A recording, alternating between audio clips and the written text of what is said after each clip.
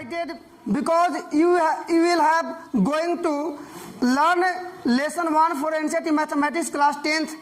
I want to tell you first of all, you will have too excited because this is your first lesson.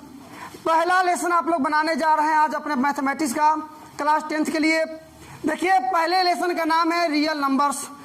आपको याद मैं दिला देना चाहूँगा, class 9th में जब आपने मैथमेटिक्स स्टार्ट किया था वहाँ भी आपका पहला जो लेसन था उसका यही नाम था, वास्तविक संख्या रियल नंबर्स। तो संभवतः मैक्सिमम स्टूडेंट्स पहले से इस चीज़ को समझ चुके होंगे बहुत बेहतरीन ढंग से। यदि नहीं भी समझे हैं तो अब से इसको समझने का प्रयास कीजिए। यह जो पहला लेसन है इसको थ्योरी लेसन कहा जाता है। वो इस और यही कंडीशन है, यही रीजन है कि सबसे पहले लेसन को नहीं पढ़ाकर किसी और लेसन को पढ़ाना ज़्यादा सूटेबल माना जाता है। इसमें आपको लिखना ज़्यादा पड़ेगा, फॉर्मूले कम आएंगे, आपको पहले वाले प्रोसेस कम दिखेंगे, आपको थ्योरी ज़्यादा करना पड़ेगा। तो सबसे पहले जो ये वास्तविक संख्या है इसको समझने से पहले आपको कुछ विशेष संख्याओं के विषय में जानना होगा, तभी जाकर के आप भी पहले लेसन को बेहतरीन ढंग से समझ सकते हैं। देखिए रियल नंबर्स को समझने से पहले आपको समझना पड़ेगा क्या, तो पहला है आपका नेचुरल नंबर्स, जिसको आप पहले से जानते हैं, नेचुरल नंबर्स। उसके बाद से आपको जानना पड़ेगा होल नंबर्स,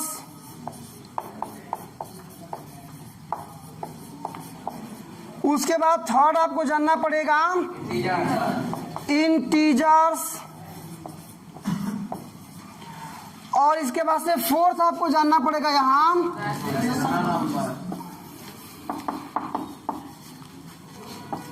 रेशनल नंबर्स, और लास्ट ये आपको 5 जानना पड़ेगा क्या,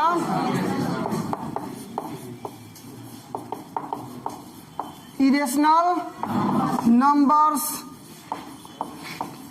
यदि आप इतने चीजों को जान लेते हैं, 4-5 संख्याओं के विषय में आप जान लिए, तो समझिए कि आपने वास्तविक संख्या को बहुत बेहतरीन ढंग से समझ लिया। फर्स्ट ऑफ ऑल हम लोग पढ़ेंगे ये आपका नेचुरल नंबर्स। नेचुरल नंबर्स को हिंदी में बोलते हैं प्राकृत संख्याएं। प्राकृत संख्याएं, चलिए इसका गहन अध्ययन आप लोग करेंगे। अब नेचुरल नंबर्स को बोलते हैं प्राकृत संख्याएं। आप जानते भी हैं कि गिनती की संख्याओं को प्राकृत संख्या कहा जाता है।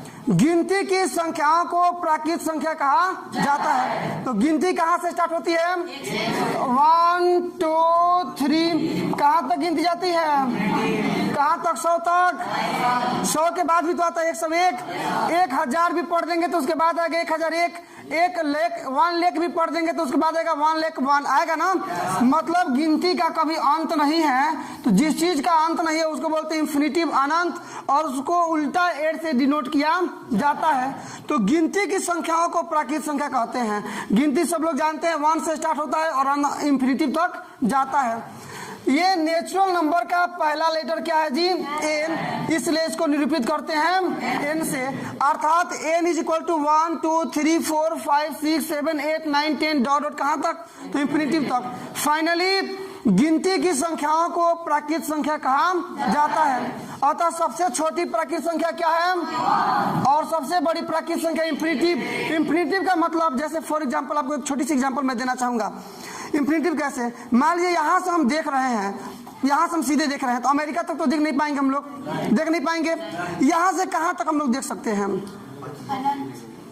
यहाँ से कोई भी मानव कहीं से भी कोई भी जीव कितनी दूरी तक देख सकता है। इसका कोई एक स्पेशल डिस्टेंस नहीं बनाया गया है, इसीलिए जो हमारी दूरी भी है उसको बोल देते हैं हम लोग इंफिनिटिव। हाँ, स्पष्ट दर्शन की न्यूनतम दूरी होती है 25 सेंटीमीटर, उससे कम दूरी पर कोई वस्तु है तो साफ नहीं देख पाएंगे। और स्पष्ट दर्शन की दूरतम बिंदु होती है दूरस्थ बिंदु, अनंत, इंफिनिटिव। क्योंकि मान लीजिए कुहासा है, चाहे नहीं भी, आप छत पर खड़े होकर के देख रहे हैं, बहुत दूरी तक देख लेंगे, लेकिन कहीं ना कहीं एक ऐसा चीज आएगा कि अब उसके बाद आप नहीं देख पाएंगे। लेकिन वो चीज एक लिमिटेड नहीं है। लिमिटेड मतलब क्या, मान लीजिए आप टॉर्च लेकर बढ़ रहे हैं, टॉर्च आपने ऑन किया, तो टॉर्च ऑन किया, मान लीजिए यहाँ से टॉर्च लगाएं, तो ऐसा हो सकता है कि यहाँ तक टॉर्च का प्रकाश जा रहा है और यहाँ तक नहीं पहुँच पा रहा है। ऐसा हो सकता है क्या कि यहाँ तक टॉर्च का प्रकाश जा रहा है, अब 1 सेंटीमीटर भी आप दूर गए तो टॉर्च आपके पास तक नहीं पहुँच पाएगी। ऐसा हो सकता है क्या? कोई एक कांस्टेंट पॉइंट आप नहीं क्रिएट कर सकते हैं, चाहे हमारे देखने का दूरी हो या फिर टार्च का प्रकाश हो, लाइट हो, कोई एक नियत बिंदु उसके लिए कांस्टेंट हम लोग नहीं ले सकते हैं।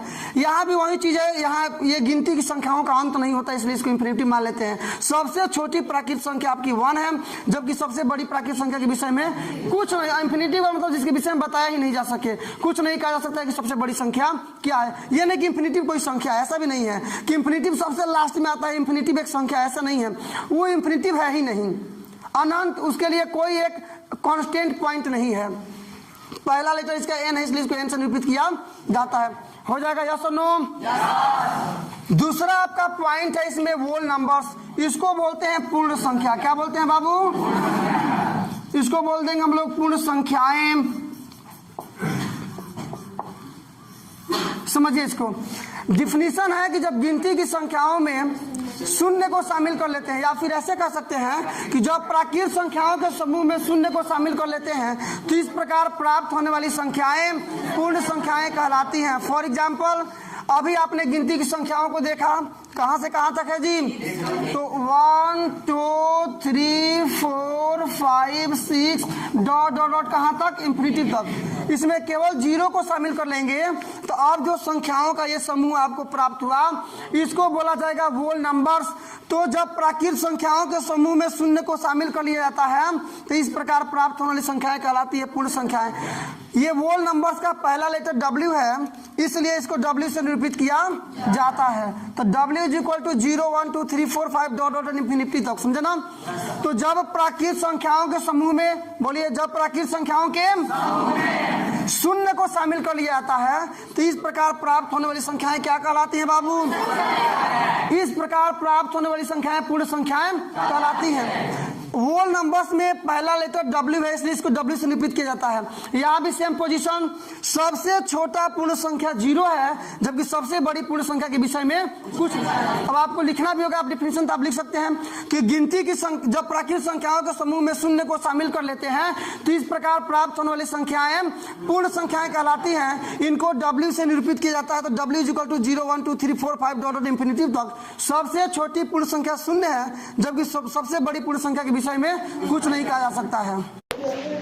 चलिए फाइनली नंबर आपका थर्ड ये टॉपिक है इंटीजर्स।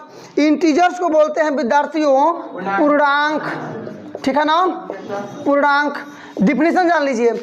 जब प्राकृतिक संख्याओं के समूह में शून्य तथा ऋणात्मक संख्याओं को शामिल कर लेते हैं तो इस प्रकार प्राप्त होने वाली संख्याएं पूर्णांक कहलाती हैं। जब प्राकृतिक संख्याओं के समूह में, तो प्राकृतिक संख्याएं क्या है? देखिए ऊपर लिख दिया सबसे पहले 1 2 3 4 5 डॉट डॉट डॉट कहाँ तक?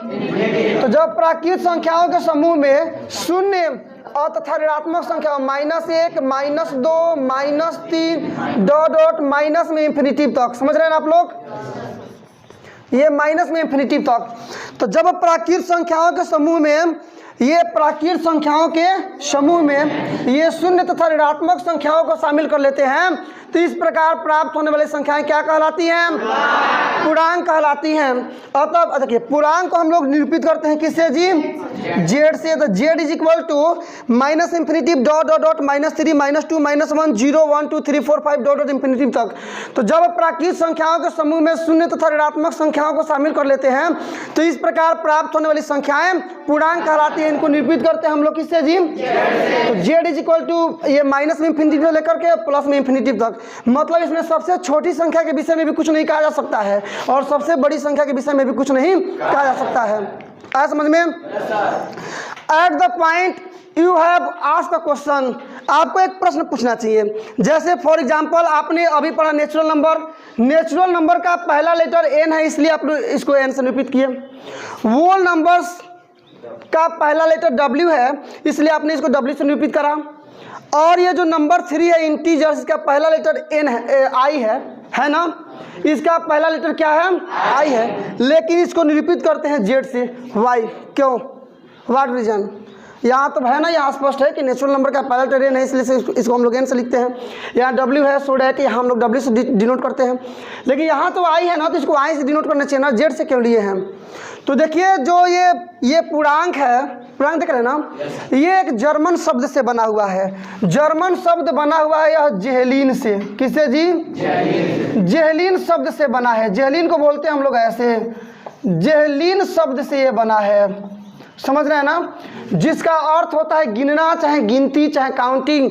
इसका अर्थ होता है गिनना। और पूर्णांक चूंकि अस्तित्व में जब आया तो इसको गिनना से इसको स्पष्ट किया जाता था, गिनना से इसको हम लोग इसको गिनना से रिलेशनशिप इसका बनाया जाता था। तो उस समय जर्मन का शब्द था ये जेहलीन, और उसका जेहलीन का पहला लेटर क्या है बाबू? जेड है। इसलिए उसी समय बहुत पहले इसका नाम, इसको जेड से निरूपित किया जाने लगा, तो आज भी वही चलता है। तो इस प्रकार से आप लोग जाने कि गिनती की संख्याओं को, जब गिनती की संख्याओं में या फिर प्राकृतिक संख्याओं के समूह में शून्य तथा ऋणात्मक संख्याओं को शामिल कर लेते हैं तो इस प्रकार प्राप्त होने वाली संख्याएं क्या कहलाती हैं? इंटीजर्स। इसको जेड से निरूपित करते हैं। और ये सारा चीज़ न तो सबसे छोटी संख्या के विषय में आप कुछ बता सकते हैं और ना ही सबसे बड़ी संख्या के विषय में। ये था आपका इंटीजर्स। इसके बाद ये आएगा आपका क्या जी? Rational numbers. इसको बोलते हैं परिमेय संख्याएं। परिमेय संख्याएं।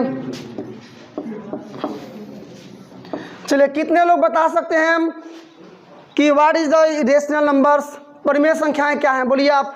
वैसी संख्या जिन्हें p by q के रूप में लिखा जाता है, q नॉट इक्वल। या राइट, वैसी संख्याएं जिन्हें p बट्टा q के रूप में लिखा जा सके तो उन्हें परिमेय संख्या कहा जाता है। समझ रहे ना? वैसी संख्याएं जिन्हें p बट्टा q के रूप में लिखा जा सके तो उन्हें परिमेय संख्या कहा जाता है। इसको निरूपित करते हैं हम लोग q से, कैपिटल Q से। तो यहाँ capital Q is equal to ये स्मॉल p बाई q। समझिए ध्यान से। वैसी संख्याएं जिन्हें p बट्टा q के रूप में लिखा जा सके तो उनको परिमेय संख्या कहा जाता है। जहाँ p और q दोनों पूर्णांक है। अभी समझाएंगे इस चीज को हम। जहाँ p तथा q दोनों पूर्णांक है, दोनों पूर्णांक है, तथा q is not equal to 0। ये ऐसे। अब इस चीज को ध्यान से आप समझिए, बढ़िए, थैंक यू। परिमेय संख्याएं वैसी संख्याएं जिन्हें p बट्टा q के रूप में लिखा जा सके तो उसको हम लोग परिमेय संख्या कहते हैं। अर्थात q is equal to p by q। लेकिन p और q दोनों पूर्णांक है। दोनों पूर्णांक का मतलब क्या? ये वाला। इसमें से p का भी मान कोई हो सकता है प्लस या माइनस, और q का भी मान कोई हो सकता है, लेकिन q का मान केवल आप 0 नहीं ले सकते हैं। मतलब यहाँ हम q बराबर ले सकते हैं क्या क्या जी? सपोर्टेड मान लीजिए कि -3 हो गया। -3 को हम लोग चाहें -3 को तो -3 बाई हम लोग -6/2 भी लिख सकते हैं। कटाएंगे तो -3 आ जाएगा। तो p का मान हो गया -6 और q का मान हो गया 2। इसको हम लोग ऐसे भी लिख सकते हैं -3/1। p का मान हो गया -3 और q का मान 1। समझ रहे हैं ना? कुछ और कुछ भी ले सकते हैं, 4/3, 2/9 कुछ भी, या फिर यहाँ रूट में 4, रूट में 9, क्योंकि 4 का वर्गमूल हो जाएगा 2 और 2 को 2/1 लिख सकते हैं ना। तो p का मान हो गया 2 और q का मान 1। ऐसे ही रूट 9 का आपका निकल जाएगा वर्गमूल 3, तो 3/1 कर सकते हैं, चाहे 6/2 भी कर सकते हैं, या 9 हम लोग 3 भी कर सकते हैं। आ जाएगा ना? तो ये p का मान हुआ ऊपर वाला, नीचे वाला q का मान हुआ। पहली बात, दो चीज़ें यहाँ पर है कि p और q दोनों पूर्णांक है। माने p का मान ऊपर वाला इसमें से कुछ भी रह सकता है, और q का भी मान, q भी पूर्णांक है ना, तो q का भी मान कुछ भी रह सकता है, लेकिन केवल 0 को छोड़कर। क्यों? तो वो इसलिए, मान लीजिए 9 हो गया, ये 9 ले लिए हम, ये तो हो गया ना पूर्णांक, पूर्णांक में आता है। नीचे ले लिए 0। आप कैलकुलेटर से भी चेक कर सकते हैं, कभी भी 9 को आप 0 से डिवाइड नहीं कर सकते। लिखेगा कैन नॉट डिवाइडेड बाई 0। 0 से आप किसी भी संख्या को कटा नहीं सकते हैं।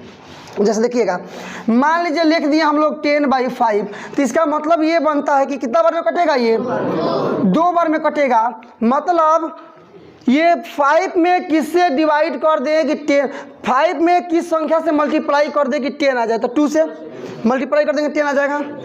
यहाँ पर 0 में किस संख्या से गुणा कर दें कि 9 आ जाए, कभी आएगा?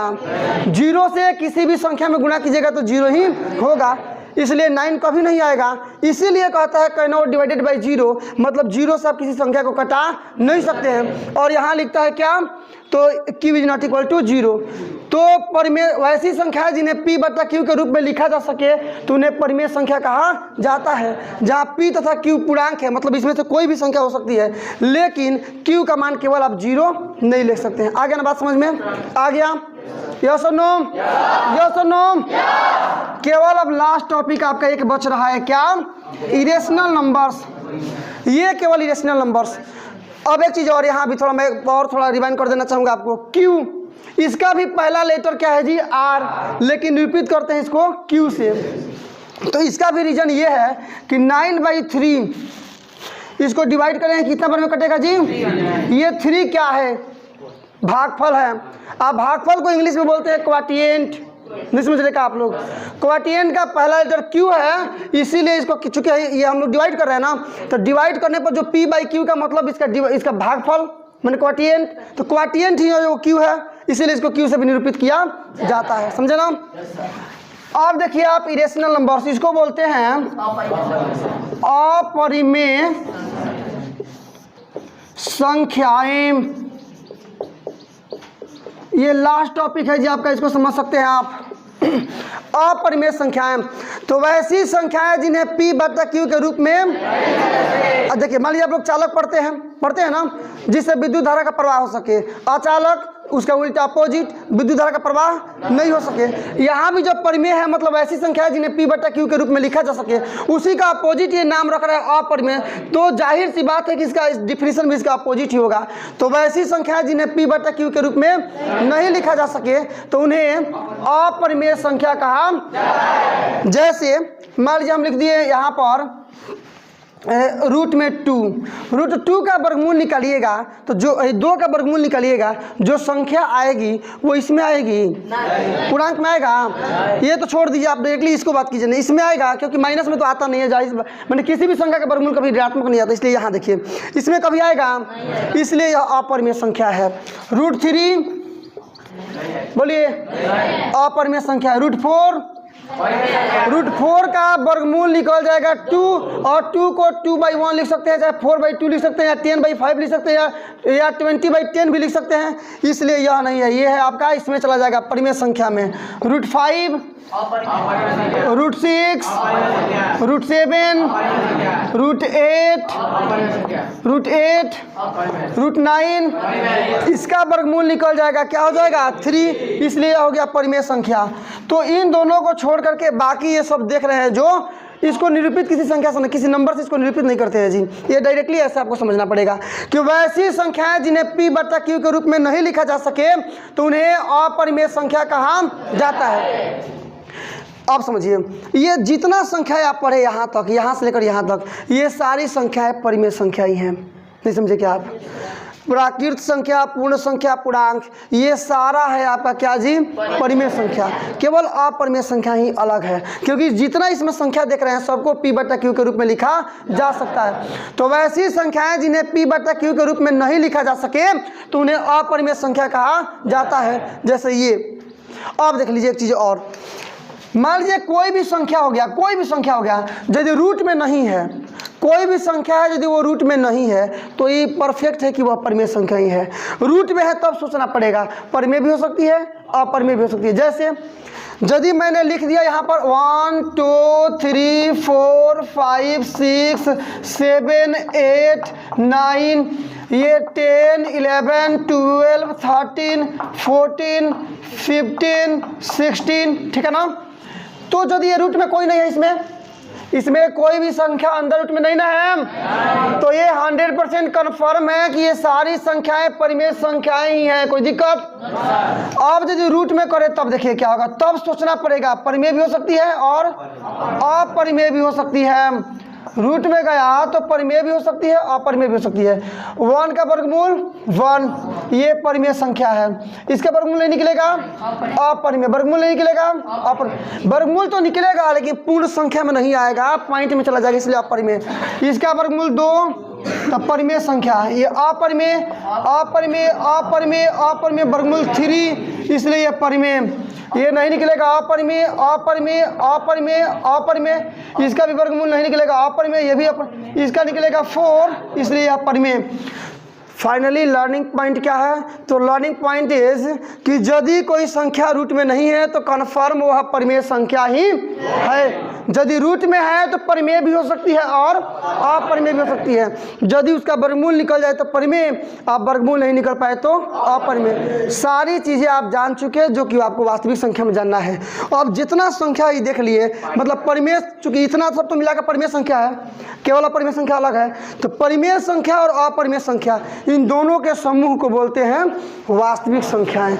इन दोनों को मिला करके जितनी संख्याएं आज तक ज्ञात हैं वो सारी संख्याएं हैं वास्तविक संख्याएं। अवास्तविक संख्याएं ज्ञात ही नहीं हैं। जितनी संख्याओं के विषय में आप जान रहे हैं वो सारी संख्याएं वास्तविक संख्याएं ही है, और वास्तविक संख्याओं को R से निरूपित किया जाता है, real numbers. Have any problem? Hi students, welcome back. I am Manu Kumar, the director of Global Science Academy. First of all, I want to tell you thanks. आपने वीडियो को अंत तक देखा। वीडियो को अंत तक देखने के लिए आपका बहुत बहुत धन्यवाद। ऐसे ही लगातार नॉन स्टॉप एनसीईआरटी मैथमेटिक्स के सारे क्वेश्चंस के सॉल्यूशन को जानते रहने के लिए, देखते रहने के लिए चैनल को सब्सक्राइब जरूर करें। यदि कोई सुझाव हो, कोई प्रश्न हो, क्वेश्चन हो, आप उसको कमेंट बॉक्स में कमेंट कर सकते हैं। मैं उसका आंसर जरूर देने का प्रयास करूंगा। वीडियो को लाइक करें,